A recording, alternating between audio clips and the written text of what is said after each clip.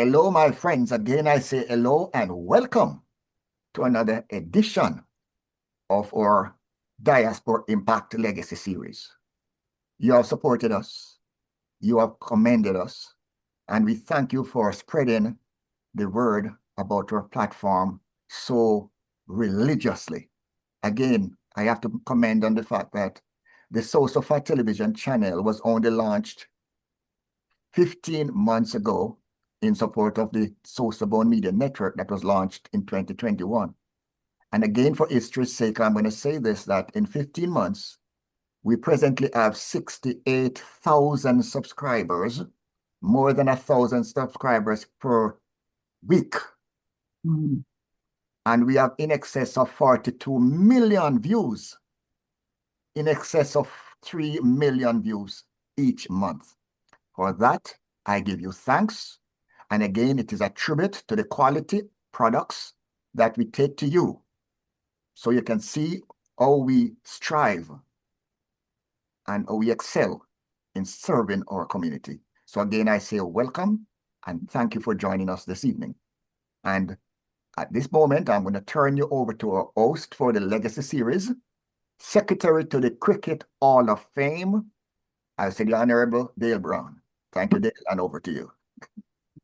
I thank you, Professor, and greetings to everyone who have taken out the time out of their busy schedule to watch us, listen to us, and share in what we are presenting that we hope to archive and preserve our legacy going forward.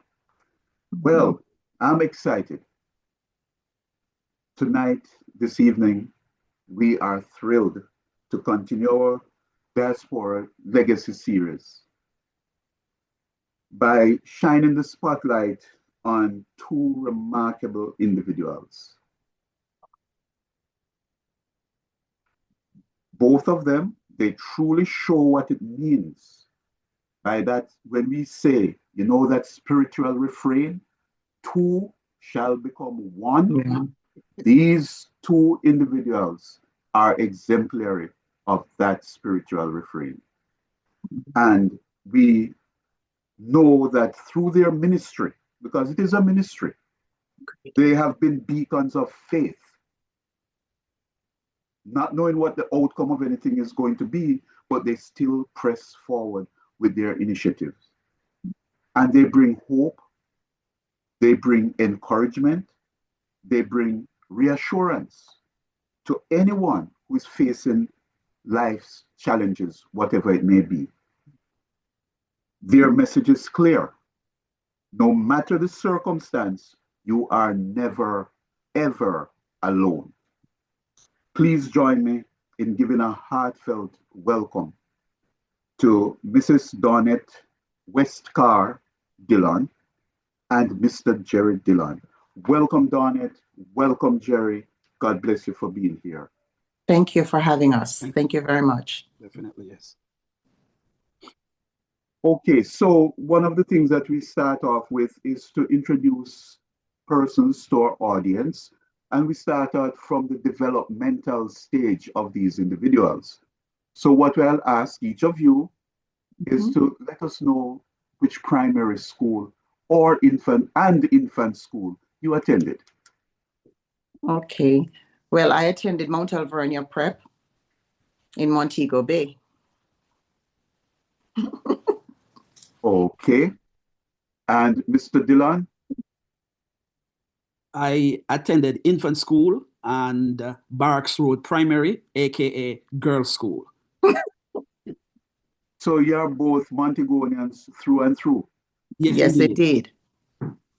Okay, so I'll switch to Dawnette.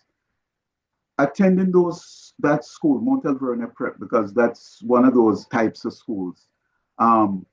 What lessons did you learn there, or teacher who influenced anything that shaped you later on in life? Wow. Well, that school enforced discipline, accountability from a very tender age. And I remember Mrs. Lawrence, a teacher that stood out We used to, she was elderly and was unable to walk properly. She had, she walked with a cane, but she didn't live too far from us. So our parents would always pick her up on our way to school in the mornings. And the minute she came into the car, she started drilling me. We didn't even get to the classroom yet. She would go over assignments that we should have that, was given from the night before.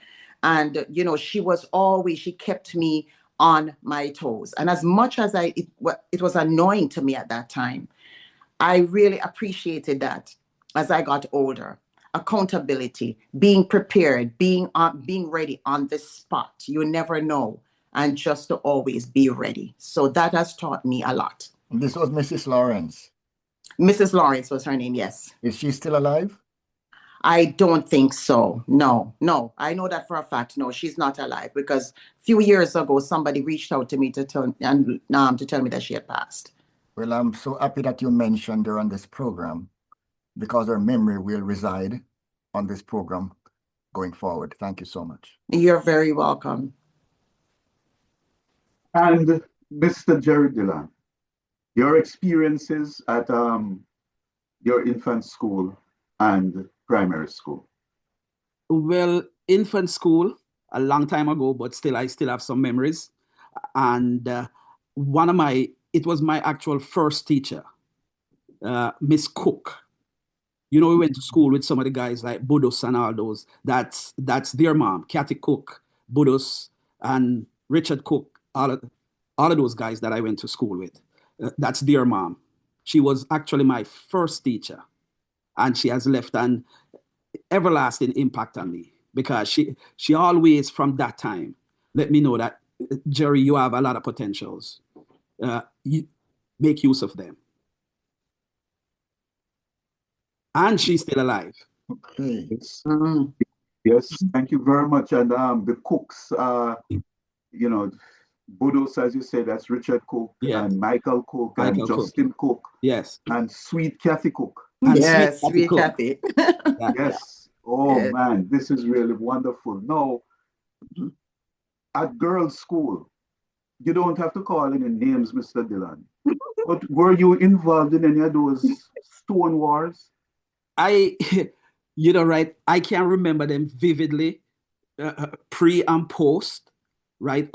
How they start and how they ended up with one kid going over to boys' school with a bus head, as we used to call it. One kid coming from boys' school with a bus head also, right? I don't even know how those things start, but it's just rivalry, close proximity. The wall was there. It's like a wall of China. It divided us, so to speak. Yeah. And I grew up playing soccer with a lot of those guys who went to boys' school. So I remember clearly those stone wars. Okay. So, Ms. Dawnette, you went to Mount Alvernia Prep. Should I make the presumption that you graduated to the high school, Mount Alvernia? Yes, indeed. And sister, who was the main one there? Sister Joan Claire. Okay. Yes. And your experiences there in your almost pearly white uniform, predominant. Oh my goodness. Oh, our group, I remember Sister Joan Claire, every grade level, she said we were the worst. But she loved us nonetheless. She said, you're the worst first formers. You're the worst second formers. She would always, but there is just, when you become a part of a family like that, it stays with you. And even some of our friends today are from Mount Alvernia that we went to school with, whether they were seniors to us or even came after. But it's such a sisterhood. I learned so much. The discipline of Catholic school is something that I really treasure. And that was even passed on with the disciplinarian parents that I have. So we learned so much, to be being our brother's keeper, in this case, our sister's keeper. We were always closely knitted. We bonded. We worshiped together. Worship was a very, very, very important part of our journey. And the friendship that developed over the years, that even to this day, we are still in contact with some of these very, past students and stuff like that. So it is when being in a Catholic school and the regiment and the discipline that you had to, it wasn't a choice. You had no choice. You had to stay in line or else, which has stayed with me and has helped to mold me into the kind of person I am today. Miss Dawnette, I hear that one thing with those Catholic school, that you guys never even know what Toto was. Thank God for my parents. Thank God for my grandparents. Yes. Yes. And so, Jerry, your experiences at your high school, if you could identify it for us and for the audience. Well, as you know, Cornwall College that institution literally made me who I am today, right? The balance, the quality of education, the students, the brotherhood, the friendships, because probably 95% of my friends right now, we have been friends for over 50 years. I'm a part of the 79ers. That's the year we graduated. And we have such a solid group. And this was seen recently at a funeral that we went to for one of our brothers, ex-staff. Yeah. Right? The group is closely knitted. And that's just how Cornwall College is. Right. We might not have seen each other for years, but when we do meet, we'll come together. It's like it is there isn't even enough words for me to describe the unity that Cornwall College produces in us from all levels. Right? I'm glad. My two best friends, my best man at my wedding, my rocks during our most trying time with Tristan, right? They were there for us.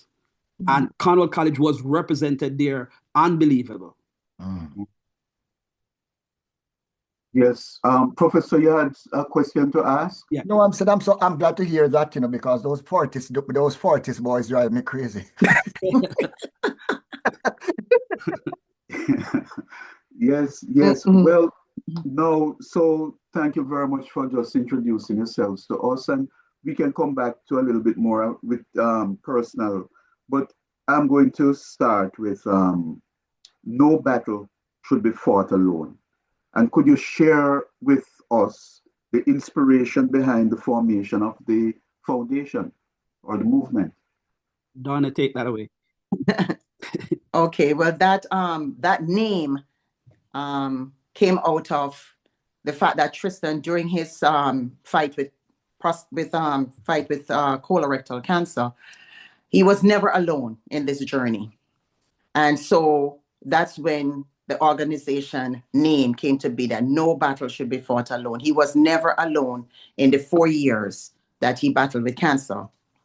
And it started out with, actually, I remember the very first T-shirt that, his friends actually put together as a fundraiser just to help, and to be supportive to Tristan. And it was fighting cancer, with Tris. And so it started out just being about helping someone who is dealing with this disease. When Tristan would walk the halls of the hospital, and he looked into every room as we walked by. When he came back to his room, he said to me, "Mommy, there's nobody in the rooms with those patients. They're all alone." And he was never alone, not one day. If I wasn't able to make it, Jerry was there, my mom was there. He always had someone with him at every single appointment, at every single treatment. So that's how the name came to be about. And it started with just helping people facing cancer. And then it turns out to be something so much bigger. We started helping students who are unable to pay for tuition. There were children who were or families who were fire victims. We helped in so many different ways. What was amazing with Tristan is he sought out where the need was and where they were getting no funding. How he did it, we don't even know some of the background that he, work that he put into it. But when we got more involved in it, we realized just how much work he was putting in behind the scenes. So he would seek out those who are really in need, getting no funding. And one of the biggest programs we have right now is the Chester Castle All-Age School. And people ask us, where did you hear about them? We have no idea. Tristan came to the meeting, he just called a meeting and we started. And that's just how this thing started, and it just grew. It just, when you say beauty out of ashes, that's exactly what it is. Beauty out of ashes, because after the first, when we did gift baskets, care packages to just hand out to people in hospitals. People, it was amazing when people would reach out to us and we're like, how did you hear about No Battle? Oh, somebody told us about No Battle. Oh, this person told us that you helped them when, they couldn't cover their rent, things of that nature. We had a family who's, this was a very good student with potential playing basketball at the school Tristan attended. He went there for a game to support the game. When he paid his admission fee, they gave it back to him. He sat there with the coach at the time and watched him play, because Tristan loved to play basketball, and that's something he had to give up during the time of his treatment. And he saw the potential in this young man. He turned to the coach and he said, this guy is really good. And then at that time, the doors opened for conversation, wherein we found out that he was going to be out of the school because St. Raymond's is a private school education as well. And his parents, he lost his parents, and his sisters who were taking care of him could no longer afford to pay the tuition. And we just had to, that's what we say, he just come in and he said, we just have to do something. And so we met with the school, we met with his sisters and found out, okay, how much is it that, what are their plans? How are they doing? They said they have to take him out of the school because, they can't afford the tuition. They told us how much they could afford. And for the next 2 years, No Battle paid for his tuition to keep him in school until he graduated. So, and moved on, because he had the potential, to get a basketball scholarship, and Tristan wanted to ensure that that would happen. So those are the things, some of the little things. To this day, there are some people that we help on a, as we go along and as the need is there. And there are some that are short-term and there are some that are long-term. We do have people that we are helping with medical expenses and rent for years. And so we plan all of these events and fundraisers in order to keep this going, because we're so grateful that I can say this, we have never turned anyone away. God has been so good that sometimes we come to the table and with the meeting and we have no idea where this is going to come from. And that's what happened with Chester Castle All-Age School, because we just did not know when we went there for the book bag drive that we've been doing for them for years. That they send us a list and we provide the information and we provide the supplies that they need. We send it to Jamaica. We pay for everything, including clearing the barrels. And while there 1 year, I was so grateful to be there for the distribution. And Jerry was with me at that time. And we asked the principal, is there anything else you need? And she said, there once was a breakfast program in place. And she found out that the students weren't coming to school because they're claiming that they're not feeling well, but only to find out that it's not that the children were sick, it's that they were hungry.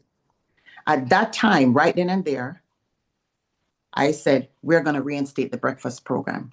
The minute those words left my lips, I realized what I said, because that time, it was at that moment that I heard myself.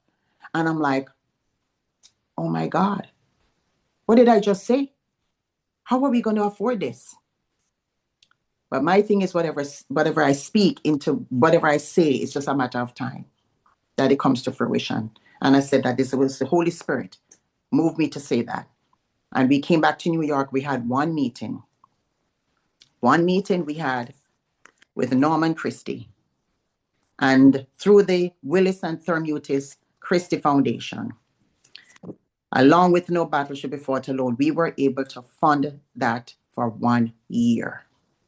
And thereafter, we have been taking care of the breakfast program through donors, and it's going on. We're now moving into our 3rd year, and we are just truly blessed to be able to do things of this nature. It is just wonderful to see the transformation just from what we call our little organization.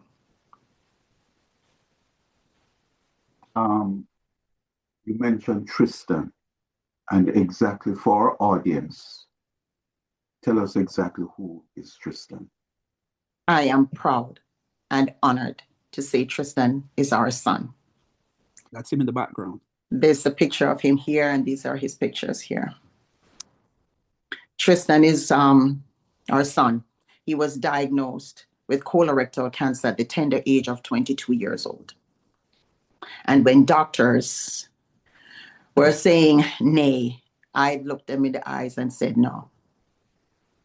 And Tristan wore that with such pride and grace. After he came to grips with what this thing was, he just wore it, because there's no other word for me to say, with such a grace. He embraced it, and he found his purpose, as he has said so many times. You know, he found what God had for him to do. Someone who was very shy. I remember Tristan growing up, his Sunday school teachers would come to me and said, ask me if he speaks. She said, obviously he understands everything, but he just was very shy. And now he had a voice. He was invited to the University of Albany to be a motivational speaker. I said to him, he tried to go back to finish college 3 times. And every time it was another episode. The treatments were aggressive, knocked him out sometime, knocked him down sometime, but he would push. The org meant so much to him. He found his purpose. Even while in the hospital, he called board meetings and distributed and went through everything to make sure that everything is in place. He was way beyond his years, way beyond his years. He carried that thing with grace. Dawnette, this is more than faith. If anything can be more than faith, you are exhibiting it. And I know, learning about Tristan, we can see where he got it from. Thank you. Thank you very much. Wow. And so his impact continues. It does. Yes, and our professor loves to speak about the ripples, the ripple effects. And what we are seeing is that he threw something into the pond, into the sea of life, and that ripple has continued. And his impact keep going and going and going. Amen. Like a friend of ours said, Tristan left us a blueprint. And so we continue his legacy. And in everything that we do, we try to make him proud, you know, because we know this is what he would want. He has left, I mean, even after his passing, our younger son was able to access Tristan's information on his laptop. So he was even the shirt that I am wearing, it's called Admire Life, which is another segment to the No Battle. And Jerry can speak a little bit more on that one. But this, he was already designing for future merchandise. And this is the side that we sell to raise funds to keep the organization afloat and to keep his legacy on. And I made him a promise on his deathbed that we would continue his legacy as long as I have breath in my body. No battle should be fought alone. Admire Life will go on for years, and the legacy of Tristan Andre Dillon will not die. Yes.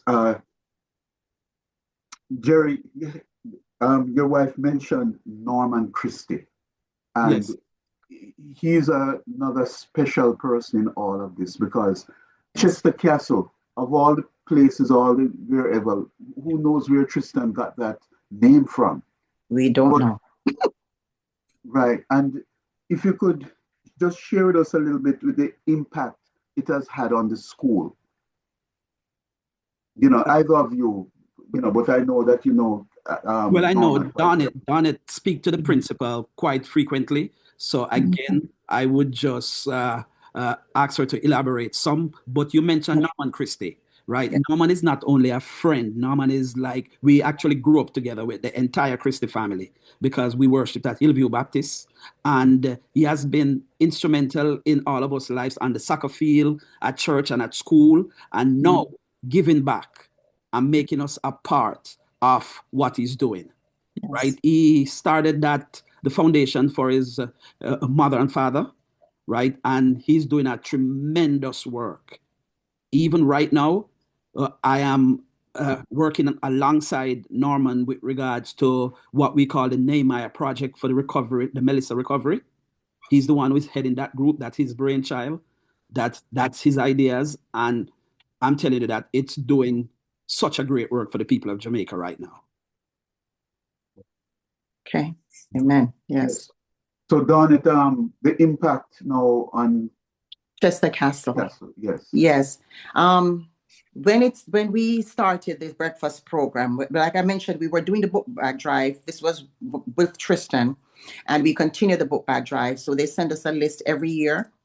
And now, with the installation of the new breakfast program, Ms. Palmer, who is the principal, has informed us that we are now feeding at least 60 students every school day.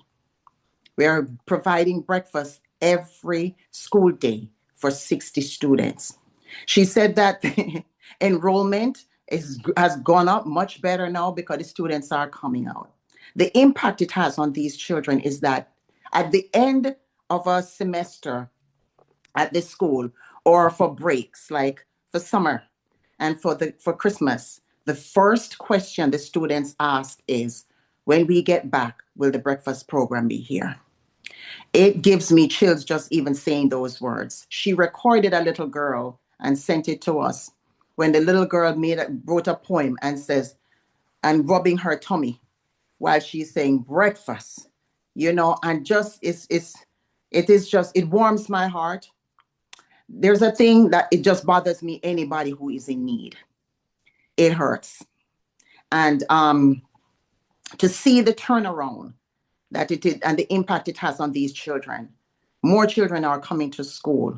And we even extended it this past year before Melissa to the summer program that they had there because there was still enough food left over. We did not want that to go to waste. So she said, no, it didn't, because it was distributed during the summertime. So it has a great impact on the school. The children are learning better because a child cannot learn if they're hungry. And, to Tristan's point, we take so much for granted. You know what I mean? And there are so many who do not have. So wasting and need is something that just propels me to always move forward with urgency. And that's what we did. And we were able to do it now and continue to do it for 3 years. And it just warms my heart when she sends us those messages or videos, or even in the classroom when she videotapes and sends us clips of them in the cafeteria, having lunch, having breakfast. The joy to see them eating and having a balanced meal, and it is guaranteed. That brings such joy to my heart, to our heart. It gives us, it's the reason for us doing what we're doing. Dawnette, I noticed that you are listed as acting president of the foundation. And I found that to be very curious. Please explain it about me. I understand that because it broke me when I had to remove Tristan and take that role, because I think that role is supposed to be only for Tristan. He started this organization. He did the footwork, the blueprint. He did everything. I mean, when I said we did everything, literally everything. When someone would say, do you have this? We went, Tristan had already done that. Do you guys have this? He did all the paperwork that was required. The 5013C, he did everything. So I never wanted that title. I thought that I really kept the acting for quite a while until only recently when we went to the bank to update information on our account. And they explained the reason that I would have to remove him because fraudulent activities, anything that could happen now, them even getting a hold of his information. And because his name is still on there, we wouldn't have a foot to stand on. So we had to remove Tristan's name off there. And I kept the acting for as long as I possibly could. So now I am the president. Thank you. Thank you. And just for clarity, Jerry, what is your role in the organization? I am, because of my banking background, right? They gave me the title of financial consultant, right? But I do a lot of work for the organization, like a liaison between the community and the organization, right? So I'm pretty comfortable with the position that they gave me. It was only fitting, babes. Yes. Okay. Something that is near and dear to your heart now, Jerry. What I loosely call the mobile link up. Mobile link up. Just to go back a little bit, right? Yes. Where Dawn is sitting, right? A program that is also near and dear to our heart is the Praxis. It's Praxis. That's a shelter for homeless adults and kids, right? And we do, in collaboration with the Mobe alumni, right? We do an annual toy drive, which is indeed a blessing in itself. Yes. Where we're providing food, gifts, educational material to almost 100 children in this homeless shelter. Now, we do this every year, and we've been doing it now for the past, I think it's at least for 5-6 years now. Yeah. Yeah. And when you say you collaborate with Mobe High, is there a particular, is it the school itself or the New York alumni by Merlin Mullins? By Merlin Mullins. By Merlin Mullins. Yes. She is one of our biggest. She is the big instrument behind that the toy drive. She's passionate about it, and that is because that came to be because she had a relationship with Tristan. Tristan is very close to her. That's how it started with them both, and she has been very instrumental in this every year, to the point where she would reach out to me first and say, "Dawn, did you guys set the date yet?" Yeah. So definitely. She's a powerhouse. A bundle of energy if you ever met one. Yes, indeed. Never a dull moment in her presence. She's passionate about anything that she's doing. And that's what I love about her. She's dependable. I mean, we don't have to follow up with Nats. I mean, we call her Nats. We don't have to follow up with her. She is just such a pure joy, genuine, and she's just a wonderful, wonderful person to work with, work alongside. No issues, just wonderful. Okay, thank you.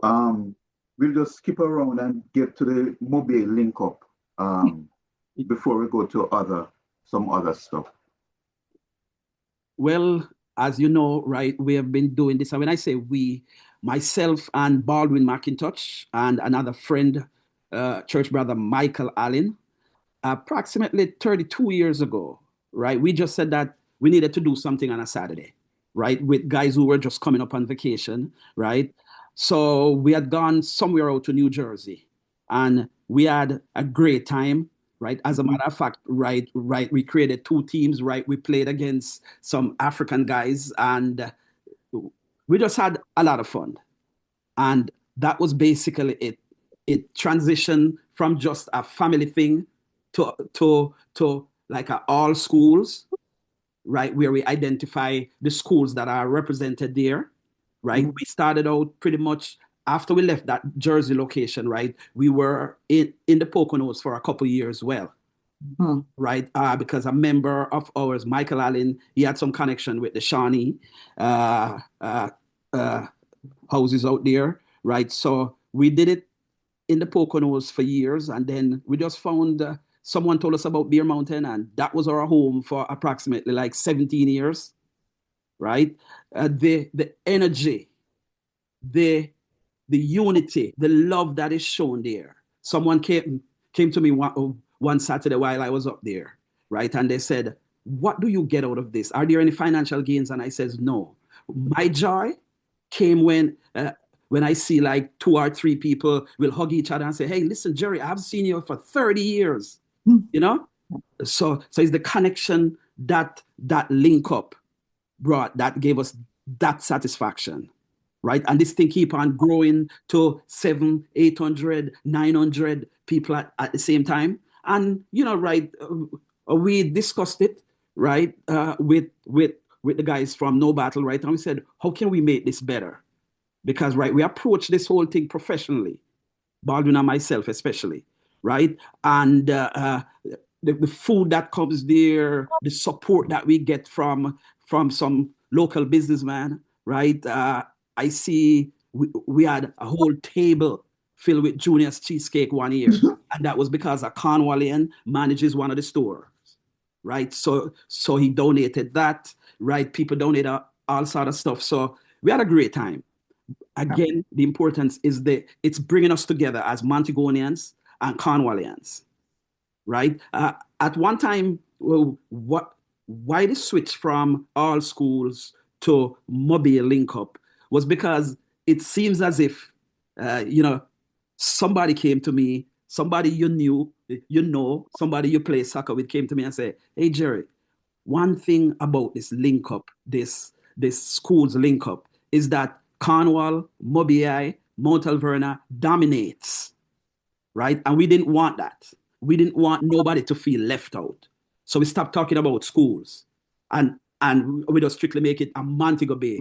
You're from Montego Bay, you are welcome. You don't have to go to Cornwall, Mobile, or any school in Montego Bay, you are welcome. So that just brought a lot of people together, right? I'm getting calls as early as January. What's the date?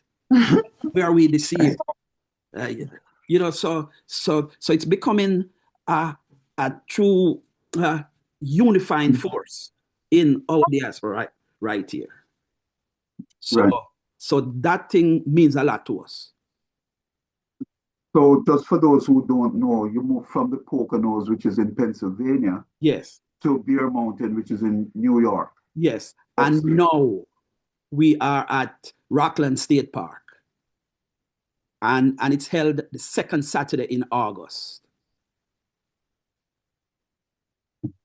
Okay, thank you very much. We just wanted to change the pace just a little bit before we go back now to ask about how did the foundation respond to COVID-19 pandemic and then now to the recovery from the Hurricane Melissa.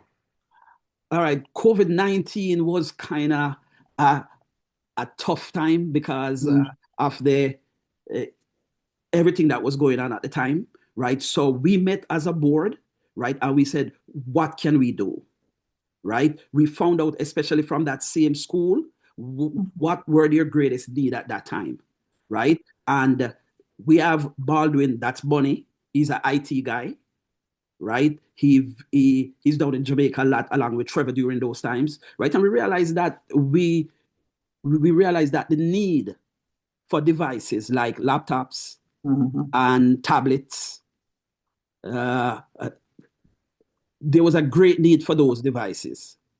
So when we came back, we said, listen, what can we do? So Baldwin sourced a number of laptops for us, right? He got a lot of donations and he contributed them to us, and we further passed them on to not just the kids from Chester Castle, right? Parents would just call us and say, listen, I need a tablet, I need a laptop. So we went out and we did purchase that from our budget, right? And we distributed them in and around Montego Bay, Chester Castle, and even some folks here, because Dawnette's sister, Nicole, who is also a board member, she's a teacher and she saw the need firsthand, right? So she was able to also distribute at her school here in New York. Right. Yes. And then, right, we did COVID supplies to like wipes, towels, everything that was in demand during that time. Right. We tried to provide. Okay. And for the Melissa recovery, What are your activities? Right now, Dawnette can elaborate more on that. But Okay.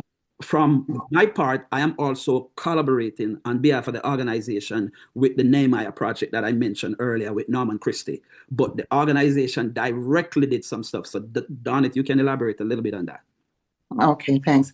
Yes, so we do, board members are from Maryland, New York, Jamaica, South Carolina. And we do have affiliates who are in Jamaica when we cannot be there physically. So they work on our behalf, and we sent the funds directly to that person who purchased what was needed with the aid of a friend who had a big open back truck from Kingston and transported those into Montego Bay and hand delivered them. And that's something that I personally wish I was able to do, to be there hands-on. I'm a hands-on person. And so that made us feel connected instead of just sending a barrel and just whatever. You know what I mean? So it was really great. And we just felt honored to be able to assist. And we do have some personal, I would say under our own umbrella that we help personally. There are people in Jamaica, some past students from Chester Castle that, we met while we were there, who has kidney problems and was unable to get medication and get the proper care. And I have so-called adopted, and Jerry's doing the same thing. We're in even outside of the organization, but through the organization, we have met some people that we really help on a personal level as well. Sometimes like we said, we don't want to say no. We have not said no to anybody who has reached out to us for help. And so we try very hard in everything that we do to cover and meet the needs with transparency, and also using, doing our own investigation to not be taken advantage of as well. Before I continue, Professor, do you have any questions, comments at this point? Well, most definitely, I am very attentive to the structure and the details. Yes, we have had conversation with Walden McIntosh in the past on this platform, and we know about the nutrition program that we have always recognized as being intricate. Yeah.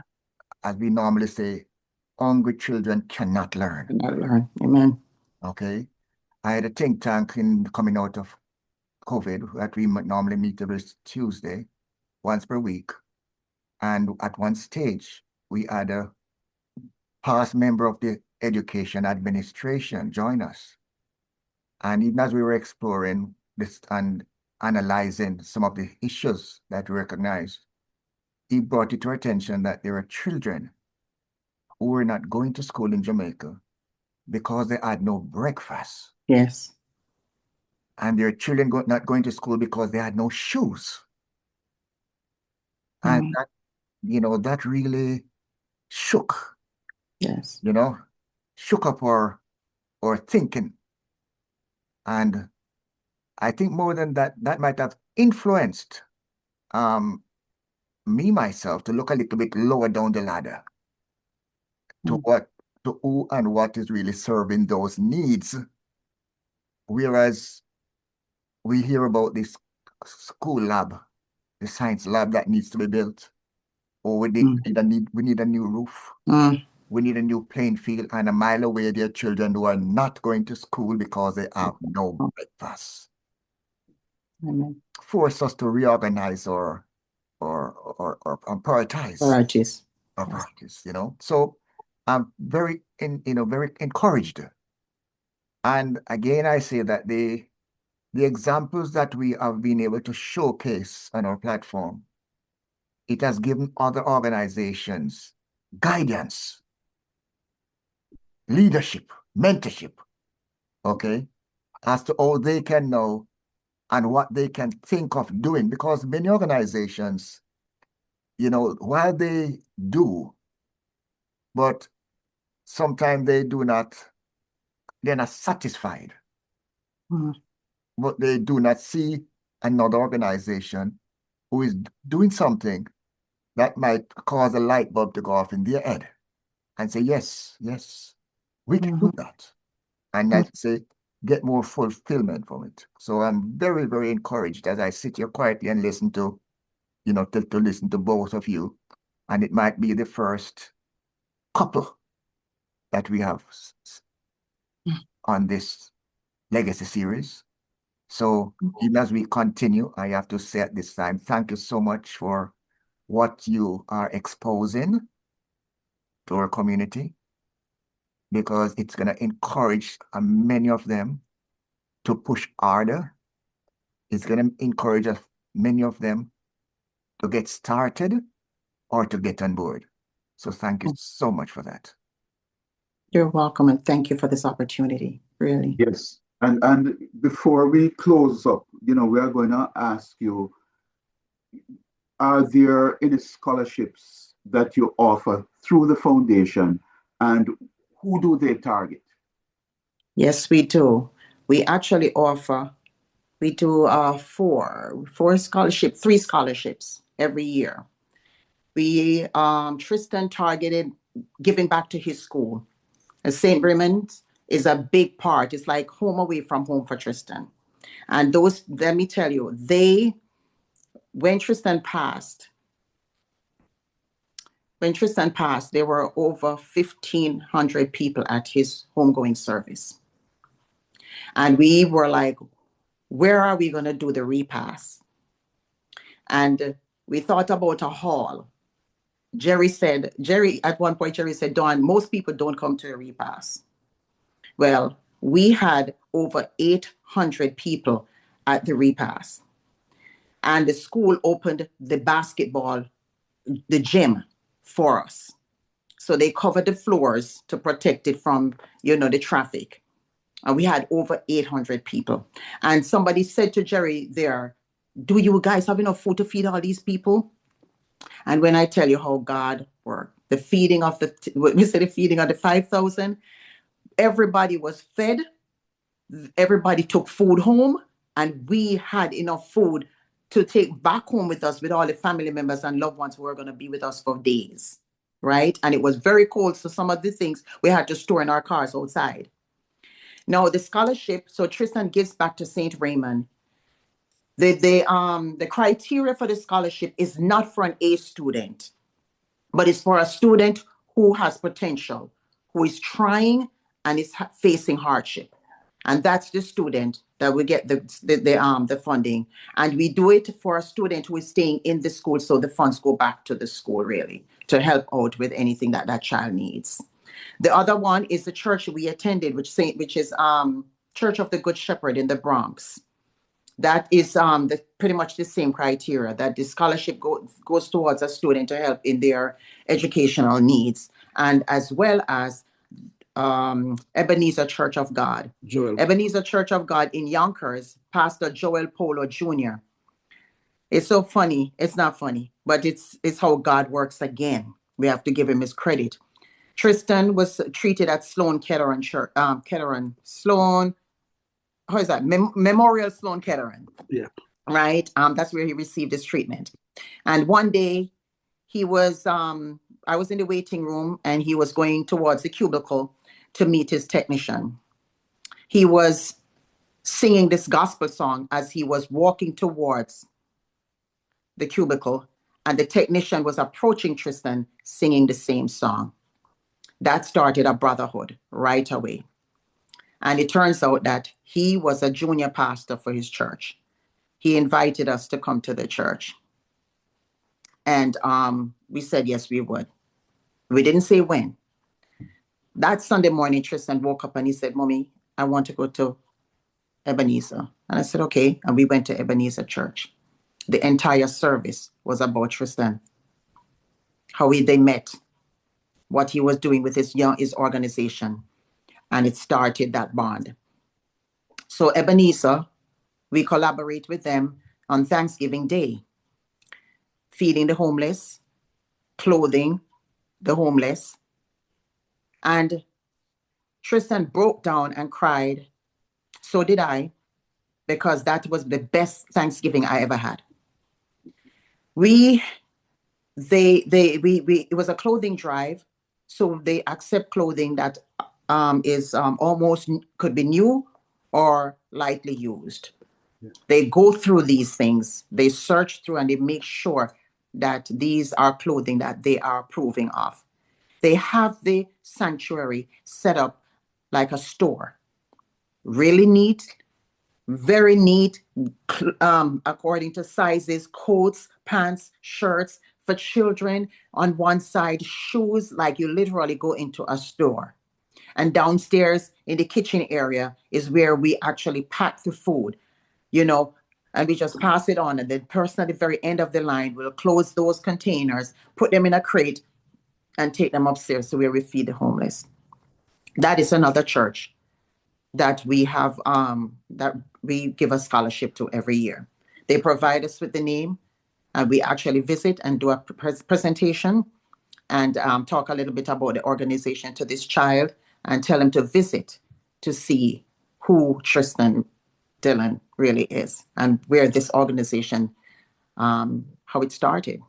What is so wonderful about that union is these guys are from Haitian background. Yes. And I mean, when we go to the church, right, they have to make adjustment as far as the interpreters are concerned.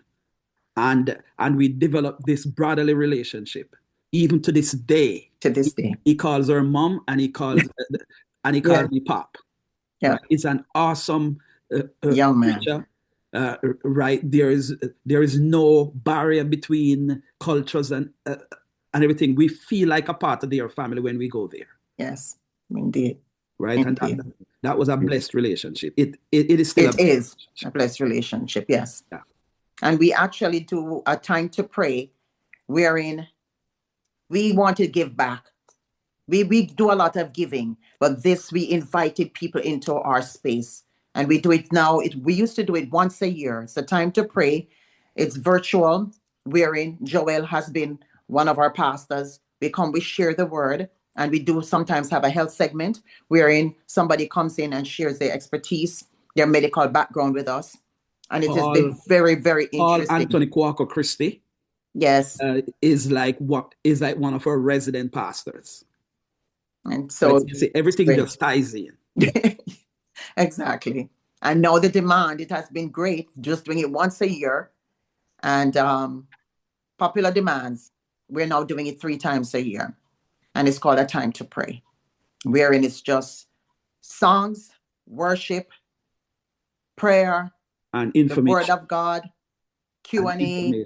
Medical information. Medical information is just amazing. You mentioned a brother to Tristan. And is he in any way involved in the organization? And do you have any other children who are involved in the organization? Yes, indeed. We have 3 children. And so Justin is the baby. Justin and Chanel is our firstborn. And they are both the merchandise organizers. They're the coordinators. They handle the actual Admire Life brand, which is like the shirt I'm wearing right now. Red suits, everything. So they are completely, Justin, I jumped up. I wouldn't even say stepped up to the plate after his brother passed. He really took the reins, and when he looks so much like Tristan now. His mannerism is so much like Tristan, and it's like almost like Tristan reincarnated. So it's like, but they are both the head of the merchandise department of No Battleship Before the Loom, which is called the Admire Life, the brand. Yeah, and our daughter Chanel, right? She's a detective in the South Carolina Police Department, and she's also active in charity work with the police department, and sometimes, right, it just carries over to our organization and give us a presence in South Carolina as well. Yes. Yeah. Okay. You mentioned Baldwin McIntosh, but you also mentioned another name. And could you just tell us a little bit more about the relationship that you have with Baldwin McIntosh and also with Trevor, and exactly who Trevor is? Okay, Baldwin McIntosh is I would call that guy my superhero, right? right? The fact that he's a guy who can do almost everything, right? Yes. You know, but we played soccer together in Jamaica, right? And we developed such a relationship. When my parents migrated, right? I said, Baldwin, we have a room right there, so why don't you just come and live with us, right? So we lived together like family, like brothers for years. So it came to the time now in 1985 when I decided to migrate, right? I said, Baldwin, I don't know what, but I gotta go, right? I'll see you soon. He says, no, you ain't gonna see me soon. I'm coming right now with you. So, and that was like the Monday we spoke about that, and the Sunday we were together on the same flight to New York. He will tell you that he got here before me because he was sitting in first class and I was in the back, right? So he said, I got to New York before you. So stop telling people that we came the same time, because he's also a funny guy too. Yeah, very indeed. He's also a very funny guy, but still he's my superhero. That guy can do anything. There's a saying in Jamaica that says, Simeon can live with me at two different things. Not with that guy. Mm-mm. Not with that guy. I would live with that guy for the rest of my life. Right? So we came, and then, as I mentioned, at some function we had, just coincidentally, we had some of the same ideas, right? As far as charity is concerned, as far as giving back, as far as changing even one life. One life. That's it. We don't want to change the world, right? We want to change. We want to change people in the world, right? We want to change at least one person's life, make a difference. And Baldwin and I have this thing that we said, Jerry, together we are stronger. And that has been like our little motto going on. Together we are stronger. So if something comes up, he say, hey, listen, we got to do something for this family, right? Some time ago, right, we were talking about getting wheelchairs, right? Yes. And I have a lot of friends who work at hospitals and work in nursing home.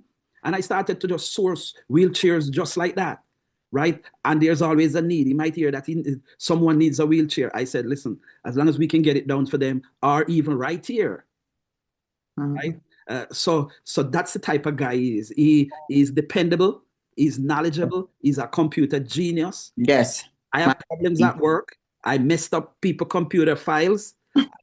And I in a meeting, I asked them, can you give me 2 minutes, please? I'll be right back. And I just go and get the phone. Bunny, how do you fix this?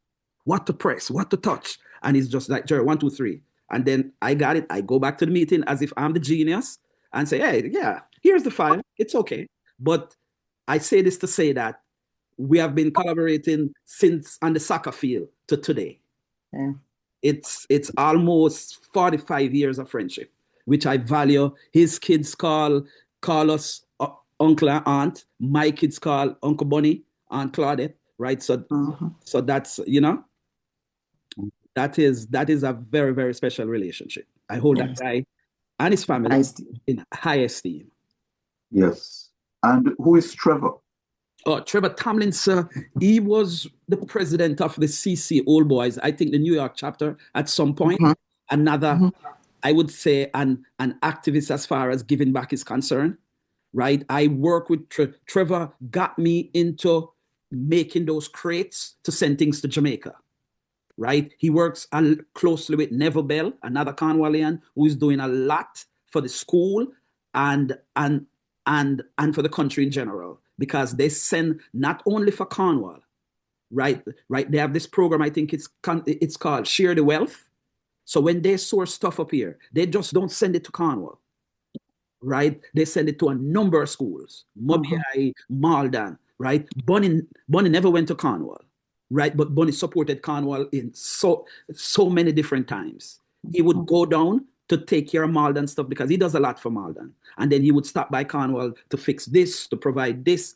And he sourced a lot of things from offices and schools that are changing out their computers, offices that are getting rid of their laptops and their tablets and everything, right? He has some very good contacts in the technology field. So we all benefit from their help. Trevor as well, and Neville Bell.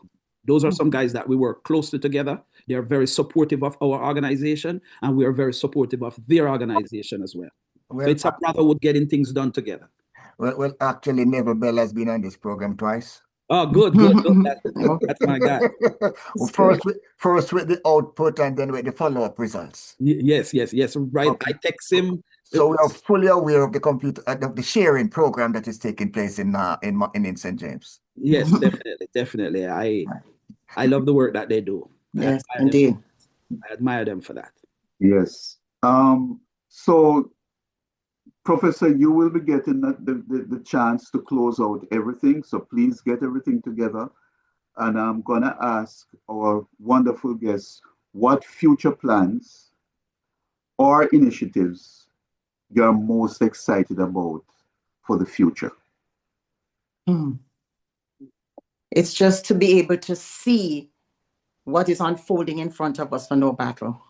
And that the acknowledgements that we're getting, even this, I was just, when Jerry called me last night and told me, I was just so excited that I looked up at a picture because Tristan was honored at his school, before he passed. And I just looked up at the picture and say, babes, I hope we're making you proud. Because I know what this means to him. I know not only what it means to him, but the impact that No Battle has on every single person whose lives we have touched. And the joy it gives us, like for the main event of the year is in October when we have our gala.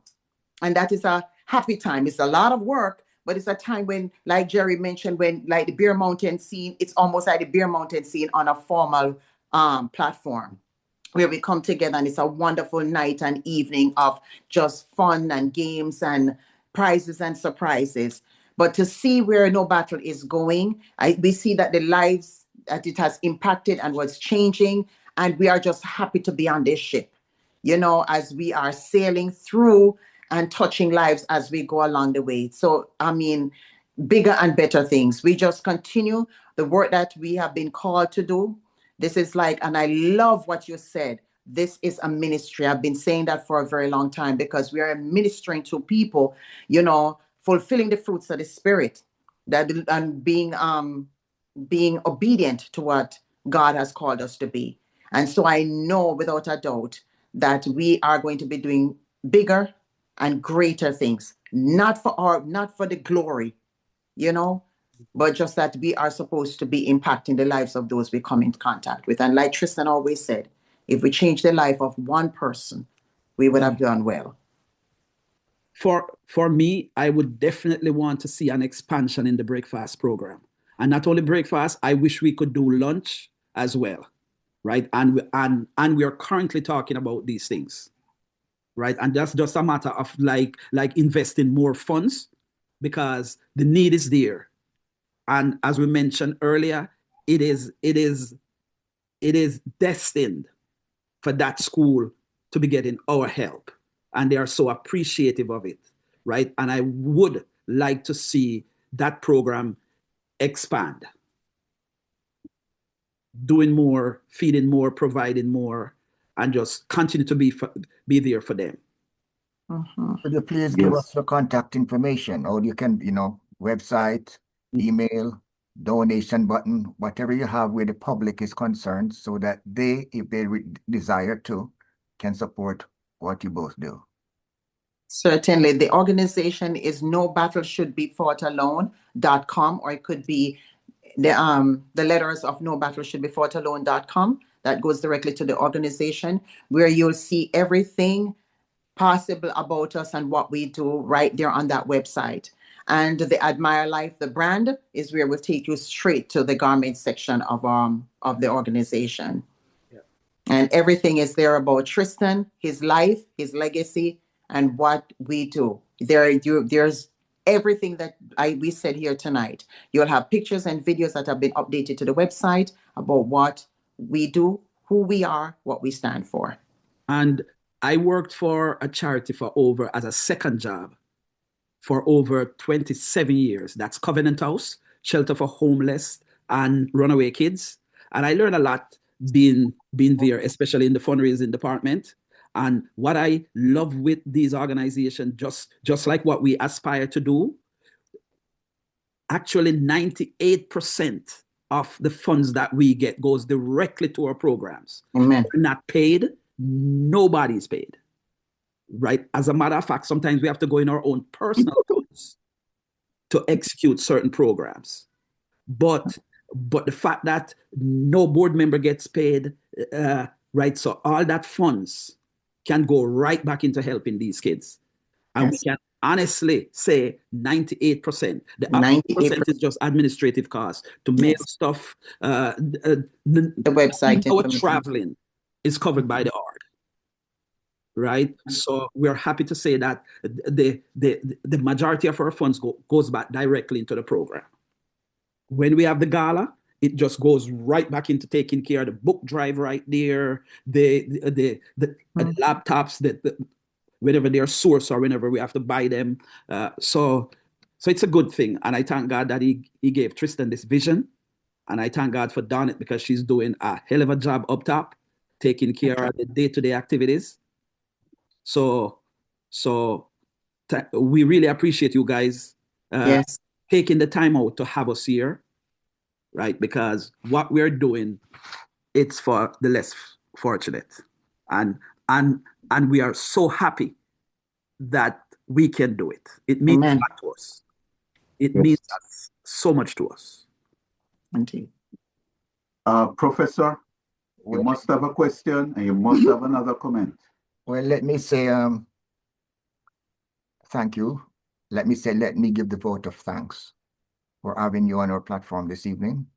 Again, I say we have had many conversations across the board in many capacities, both public and private. And you are a gem or one of the links that we are able now to add to our menu to present to our community. Because those, you say that many are called, but you are chosen. You are chosen. So I would like to thank you so much for your dedication and your sacrifice in serving our community. Thank you so much. You're welcome. Thank you so much. Oh, thank you very much.